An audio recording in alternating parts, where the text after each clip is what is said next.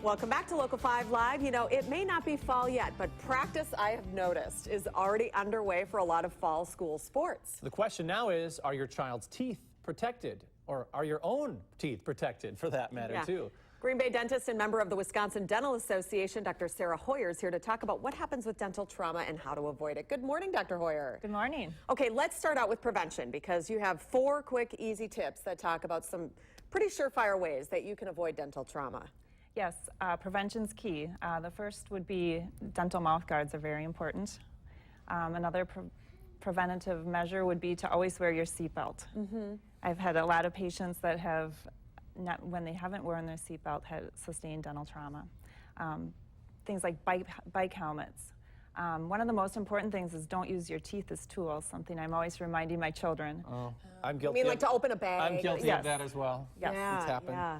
And also no really like ice, I mean, you know, people tend to munch on things, you know, Right. ice kernels, hard candy, things like that. Popcorn. Ah, yes, popcorn kernels. It's so odd that buckling up is on a dental prevention list, but it makes sense. You don't think of your teeth as being something that could go through trauma from an accident or something like that, but obviously that's could be right up there with any other bodily injury too. Exactly, especially in the back seat of a car. People don't think of buckling up in the back seat, and that's, you could hit the dash or the console or the windshield, even from the back seat. Yeah.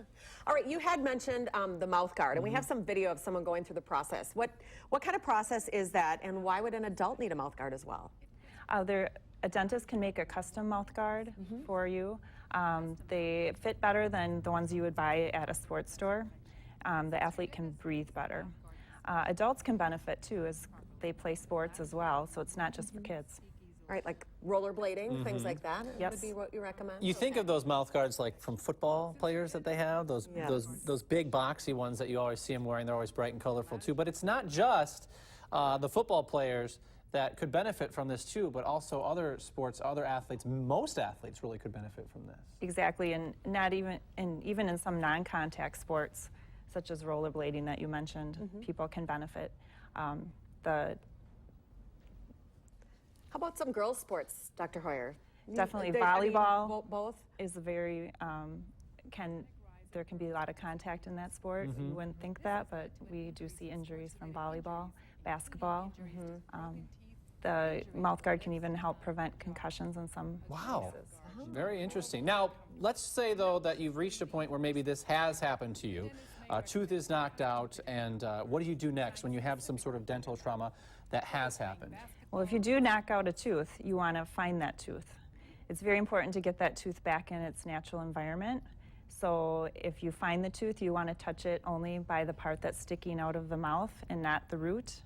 You want to clean the root if you see visible debris, just by gently washing with water. You don't want to scrub it. Okay. And then you'd want to actually try to put it back in. Oh my gosh. Really? And it'll reattach, or? It can. Oh my, I didn't even know that. Time is of the essence. The longer you wait, so even if you can't get to your dentist right away, you can place that tooth back in yourself. Okay. And hold it, and then call your dentist right away. Wow. Did you know that? I did not know that. I didn't either. I don't know if, okay. you know, putting it back in, it sounds painful. But.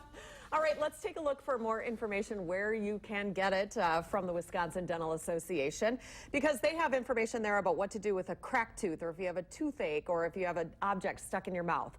And they have a quarterly newsletter called Tongue in Cheek, appropriately, very nice. You can head to wda.org/youroralhealth, or you can also check mouthhealthy.org. Thanks, Dr. Heuer. Thank you.